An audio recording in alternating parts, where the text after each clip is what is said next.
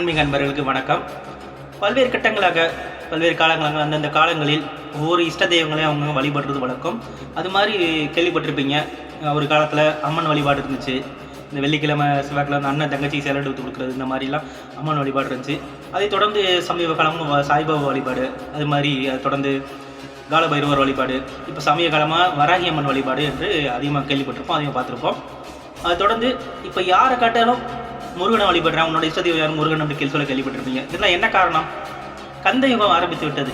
என்னடா இவன் கந்த யுகம் ஆரம்பித்துட்டு அப்படின்னு சொல்கிறாங்க. உண்மை அதாங்க. சமீப காலமாக யாரை பார்த்தீங்கன்னா முருகனை வழிபடக்கூடிய அறுபடை வீட்டையும் சரி, இப்போ நடந்த திருப்பங்குன்றத்துலையும் சரி, இப்போ சமீபமாக நடந்த மதுரையில் நடந்த முருகன் மாநாடும் சரி, இதெல்லாம் என்ன காரணம்? கந்தனுடைய யுகம் தொடங்கிவிட்டது. முருகனுடைய அருள் எல்லோருக்கும் தான் வரங்கிட்டது. முருகனுடைய புகழ் உலகமெங்கும் பரவ தொடங்கிவிட்டது. அதற்கான அறிகுறி தான் இது. சரி, இந்த முருக வழிபாடுங்கிறது எப்போ இருந்து இன்னைக்கு நேற்று உள்ளது கிடையாது. இது ஒரு சுமார் 10,000 வருஷத்துக்கு முன்னாடி இருந்தே முருக வழிபாடு இருந்துச்சு. நீங்கள் நினைக்கும் போது தமிழரோட கடவுள் முருகன், தமிழருக்கு மட்டும் கடவுள் இல்லை, இந்த உலகம் பூரா முருகன் தான் கடவுளாக இருந்திருக்காரு.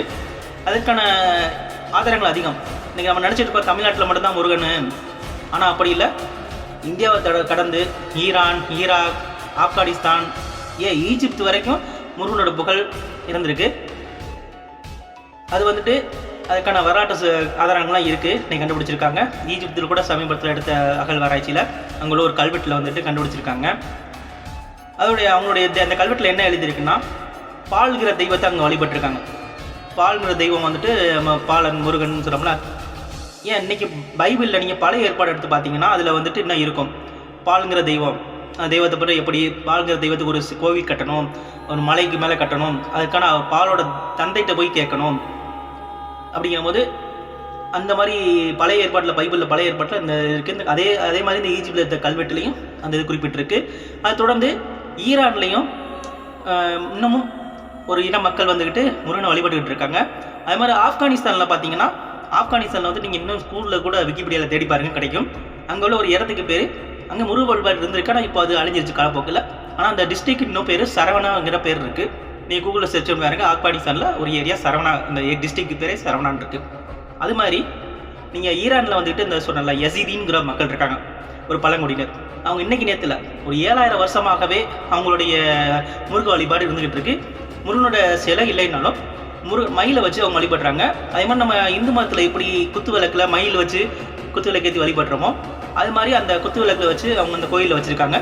அதே மாதிரி நாக வழிபாடு அவங்கள்ட்ட இருக்குது. முருகனுடைய வாகனம் நாகம் இருக்குல்ல, அது மாதிரி நாகத்தை வச்சு வழிபட்டுக்கிட்டு இருக்காங்க இந்த யசீதின மக்கள். நீங்கள் கூகுளில் போய் தேடி பாருங்க கிடைக்கும். இந்த யசீதி மக்கள் ஒரு காலத்தில் உலகம் மூலம் பரவி இருந்திருக்காங்க, முருகனுடைய புகழை பரப்பியிருக்காங்க. ஆனால் இன்றைக்கி பல்வேறு படையெடுப்புகளும் அவங்க இனம் அழிஞ்சிருச்சு. இன்றைக்கி ஒரு குறிப்பிட்ட இடத்துல மட்டும்தான் அவங்க வாழ்ந்துகிட்டு இருக்காங்க. இந்த யசீதி மக்கள் சமீப காலத்தில் தமிழ்நாட்டு கூட அறுபடை வீட்டுக்கு வந்துட்டு போனாங்க.